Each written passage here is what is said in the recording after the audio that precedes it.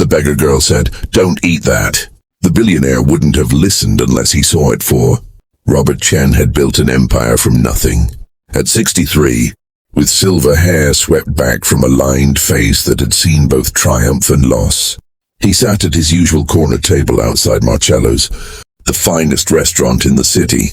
His white linen suit was crisp despite the warmth of the late afternoon. His black bow tie perfectly scented. This was his ritual every Thursday, a quiet lunch alone, watching the world pass by on the cobblestone street. The waiters knew him well. They moved around him with practiced efficiency, never intrusive, always attentive. Robert had earned his solitude after 40 years of building Chen Technologies. After losing his wife Margaret 5 years ago, after his children moved to opposite coasts with families of their own, these Thursday lunches were his anchor, a small island of routine in a life that had grown unexpectedly quiet. He lifted his wine glass, studying the way sunlight caught in the pale liquid. The salad before him was perfect, fresh greens, heirloom tomatoes, a vinaigrette that Marcello himself had crafted. Everything was always perfect here. That's why Robert came. "Don't eat that!" The voice cut through the murmur of the street. Sharp, urgent, young. Robert looked up, his hand frozen halfway to his fork. A girl stood beside his table. She couldn't have been more than 12 or 13, thin as a rail, with dark hair falling in tangled strands around a face smudged with dirt. Her clothes hung on her, a torn beige shirt, brown pants that had seen better days, a burlap sack slung over one shoulder. She was breathing hard as if she'd been running. Robert's first instinct was to signal the waiters. The restaurant district didn't tolerate beggars. There were ordinances, policies. But something in the girl's eyes stopped him. They were dark and intense, fixed not on him but on the plate before him. "Excuse me," Robert said, his voice measured, controlled. "The salad," she said, still catching her breath. "Don't eat it, please." Behind her, Robert could see 3 of the waiters approaching, their faces apologetic but firm.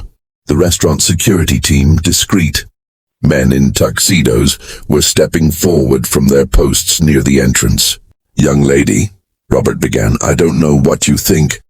I saw them." She was speaking quickly now, the words tumbling over each other. "In the alley behind the kitchen, 2 men.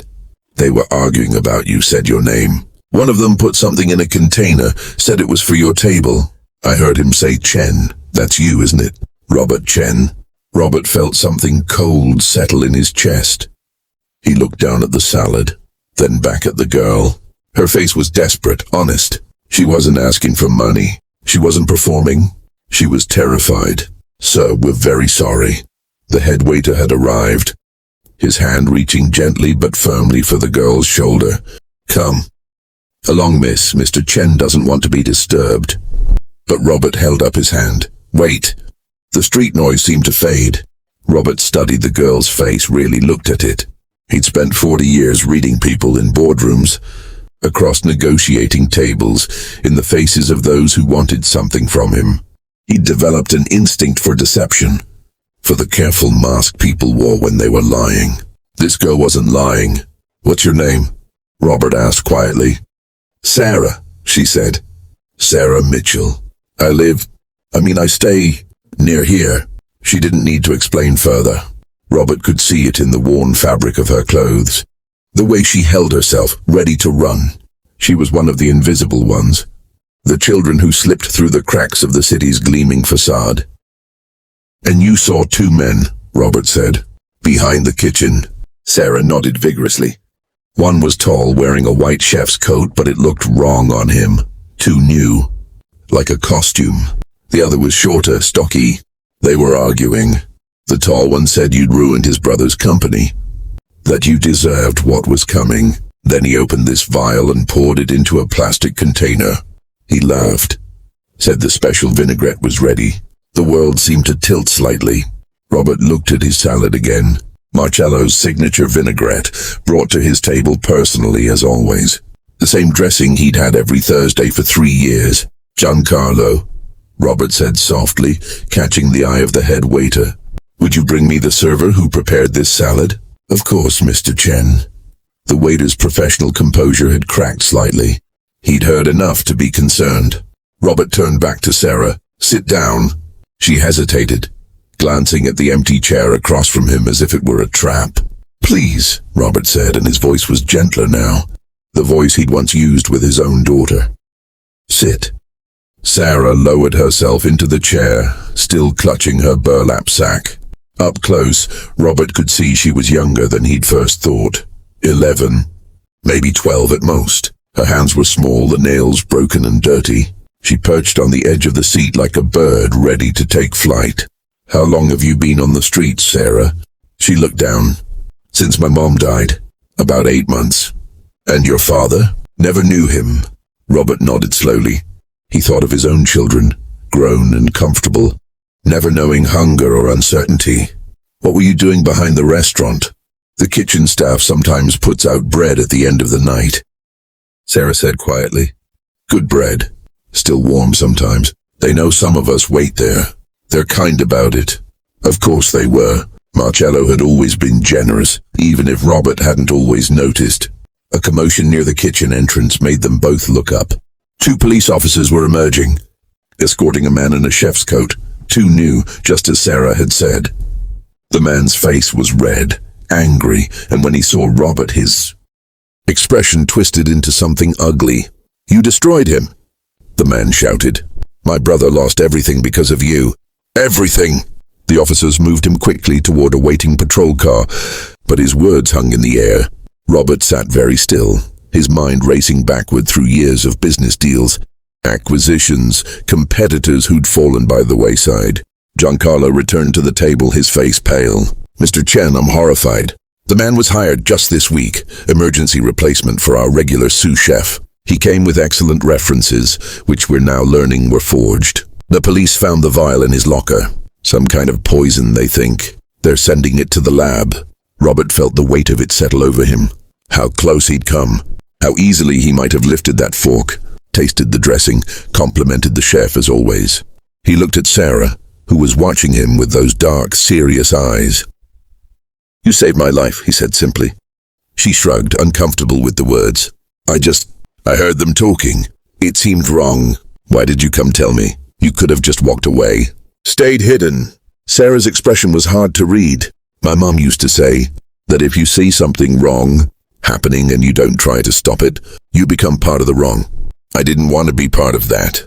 Robert felt something crack open inside his chest, a warmth he hadn't felt in years. Your mother was a wise woman. She was a teacher, Sarah said, and for the first time a small smile touched her lips. Middle school English. She always said words mattered, but actions mattered more. They sat in silence for a moment, 2 strangers connected by chance and courage, while the restaurant staff buzzed around them and the police finished their work. Finally, Robert spoke. Sarah, I'd like to take you to dinner. Real dinner, not. He gestured at the untouched salad. Something better. And while we eat, I'd like you to tell me about your mother. And then I'd like to talk about your future. Sarah's eyes widened. My future. Do you go to school? She shook her head. Can't. No address, no records. I tried at first, but that's going to change, Robert said. He pulled out his phone, scrolled through his contacts. I know people. Good people.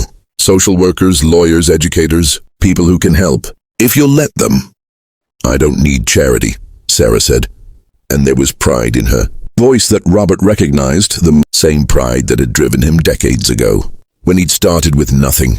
It's not charity, Robert said gently. It's gratitude. You gave me something priceless today. You gave me my life back. Let me give you a chance at yours. He saw her waver, hope and fear warring in her expression.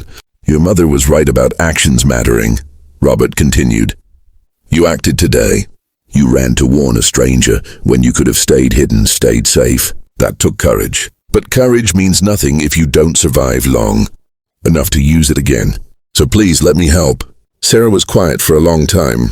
Robert watched her, this thin girl in torn clothes who'd seen too much too young, and he thought about Margaret. His wife had always told him he focused too much on building things and not enough on building connections. She'd volunteered at shelters, taught literacy classes, believed in the possibility of redemption and second chances. "We don't just make money, Robert," she'd said once. "We're supposed to make things better." He'd nodded, agreed, written checks. But he'd never really understood. Not until now. Not until a homeless girl with dirt on her face and wisdom in her eyes had shown him what really mattered. "Okay," Sarah said finally, her voice small. "Okay, I'll try." Robert smiled, and it felt strange on his face. A real smile. Not the professional expression he wore in meetings. "Good, that's good." He signaled Giancarlo.